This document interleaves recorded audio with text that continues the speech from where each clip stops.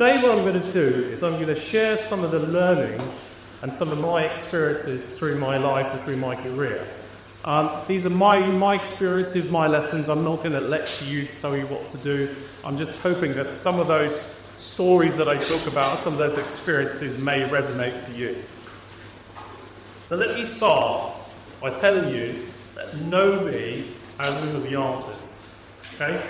I know that at this age, you're supposed to have your lives all mapped out, your careers all mapped out. That's not true. When I was 16, I didn't have a clue. I was terrible at school.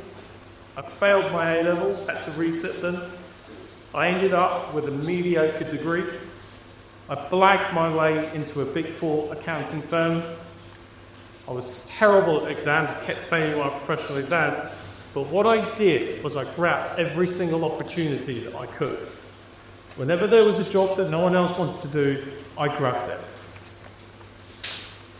Throughout my career, I always seized every opportunity I could, whether that was going to work overseas, going to work with clients. I'm proud of all of those other different opportunities.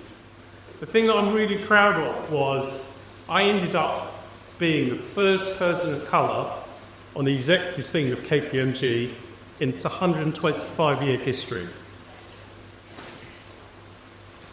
That was a very, very proud moment for me. Very, very pleased that I managed to do that. And how did I do that? Didn't have a fantastic exam record or any of that, but what I did was I kept an open mind and grabbed as many opportunities as I could. I worked with some very influential people and I learned from a lot of them. As I said, no one's got all the answers. Let me move on. Let me take you back to 1985. That was a year, and I was about 16, similar to the age of some of you in this audience. 1985 was just a year after the miners' strike in the UK. That divided a nation. We had a terrible economy. Interest rates were about 11%. The USSR and the USA were at loggerheads. There was a bank in Frankie Goes Hollywood. Some of the teachers in here might remember. And they told us 2 tribes were going to war. So it was a very, very depressed time. Can you imagine that?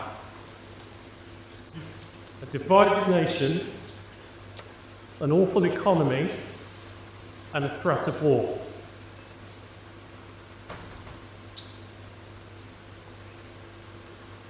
It's a bit like today. I didn't let that get to me. I thought, let me just focus on my own direction, my own goals, and there are things that I'm likely able to control. Let's not focus on those, focus on the things that I can control. But you can't just focus on your own goals. You've got to be aware of things that are happening outside. Back in 1985, there were lots of things going on, but I wasn't aware of the kind of existential threats that we face today around climate change and those sorts of things. But if I looked hard enough, there were signs back then. We had oil tanker spills in the channel. We had a gas leak in India, northern India, that killed the entire region. We had a nuclear meltdown in Chernobyl. As I got older, I started to realise that it was really important to be aware of what was going on around you. Because we're the one human race, and we're all connected. And at some point, something that happens on the other side of the world is going to come back and have a ripple effect on you. So while it's important to focus on the controllables, it's also really, really crucial to be aware of what's going on in the rest of the world. Life in 1985 wasn't depressing.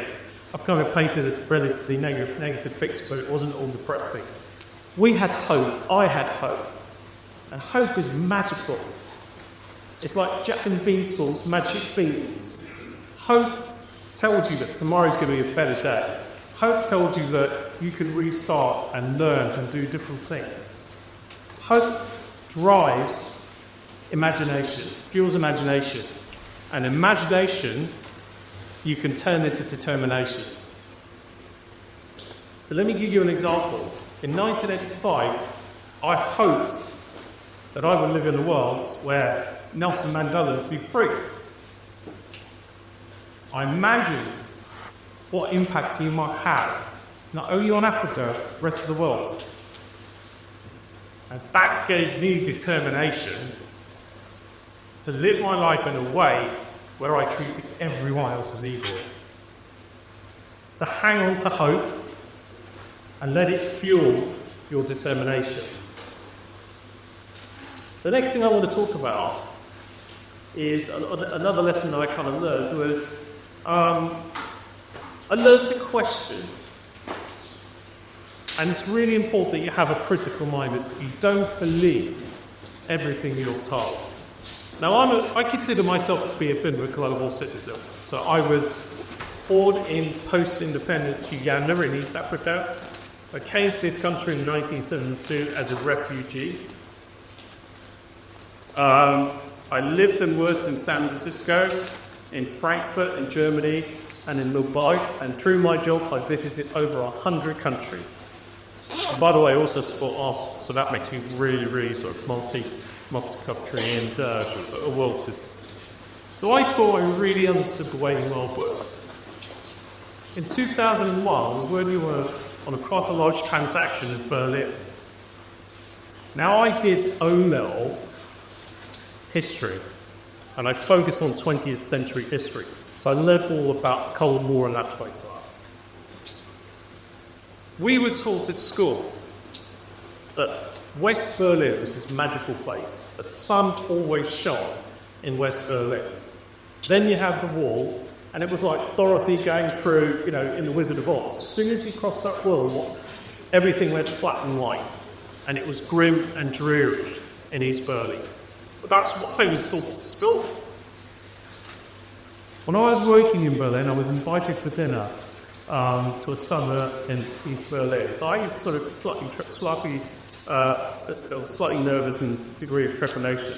What I found out that evening was the total opposite. East Berlin was a beautiful city, and it was actually West Berlin that had been destroyed post the war, that had concrete towers, that got concrete tower blocks.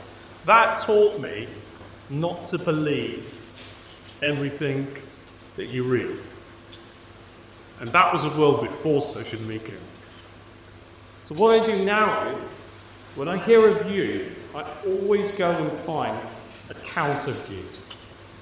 Because there's always two sides to every story. Always go and find that counter view, and when I know what those two views are, then I make up my own mind. So I think learning to question was something that's very, very important to me. Let's talk about human connections for a moment. I'll go back to my career at KPMG. When I started in 1991, we had really, really rudimentary communication, right? So we used to write to clients by letter, right? There's no emails. We used syndication fax, and of course we used the telephone. But it was a fixed line telephone, not a mobile telephone. As I said, I was just fortunate enough to travel extensively. We can have teams. I guess if we had teams, it would have been better for the carbon footprint. My carbon footprint would have been a lot lower.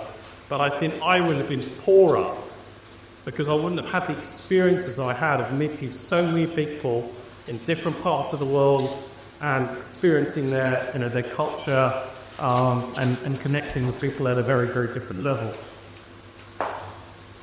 Technology and communications have advanced so much that the world is far more better connected.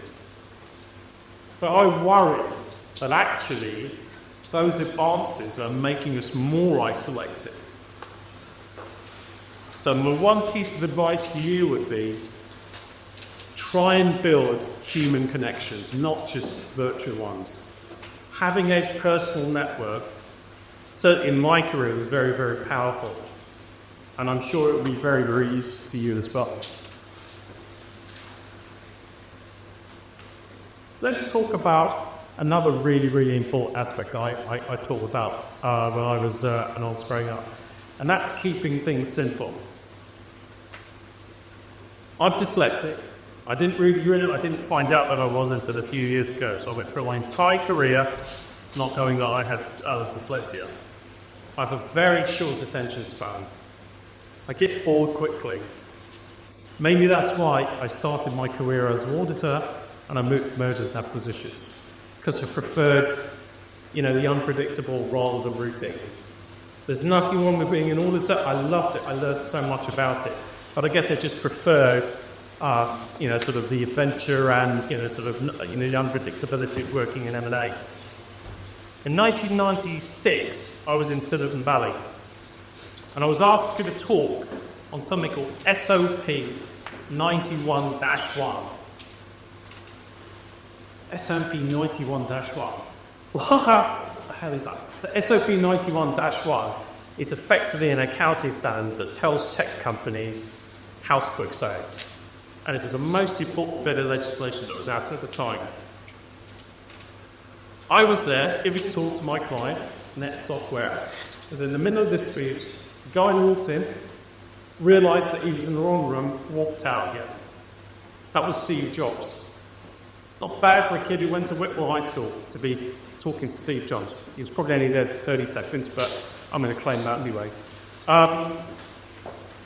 What you'll find is, when we enter work, people will always use acronyms. And I hate it when people use acronyms because it made me feel a bit stupid, made me feel dull. They're speaking in code, I don't understand what they're saying. What I've come to realise is people that use acronyms or use jargon trying to make themselves, they're trying to project themselves in a way that makes them feel clever. What I learned was, it's better to be simple and talk simply than to try and smart. Or as Erling Haaland says, keep humble. The final thing I want to talk about is keep an open mind, be curious, and try and reinvent yourself. When I started my career, the Magnificent Seven was a cowboy route.